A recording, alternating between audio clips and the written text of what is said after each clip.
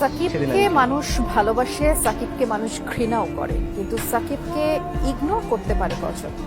Cricket মাঠে driving সিটে থেকেই বিদায় নিতে চেয়েছিলেন, কিন্তু সেই ড্রাইভার সাকিব প্যাসেঞ্জার সিটে কিনা সেটা নিয়েই কত আলোচনা আর সমালোচনা।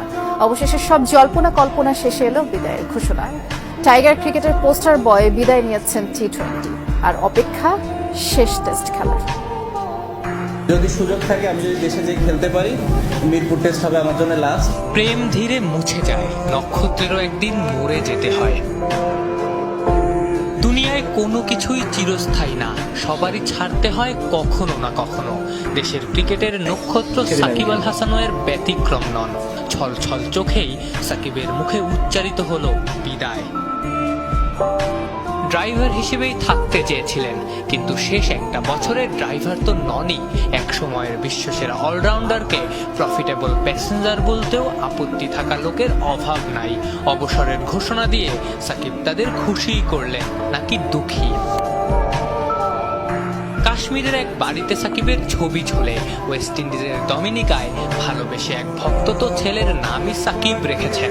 বিদেশি অনেকের কাছেই বাংলাদেশের অ্যাম্বাসেডর সাকিব আল হাসান। ভিনদেশের রাস্তায় হাঁটতে হাঁটতে হর হামেশাই প্রশ্নও আসে, ও তুমি সাকিবের দেশের মানুষ?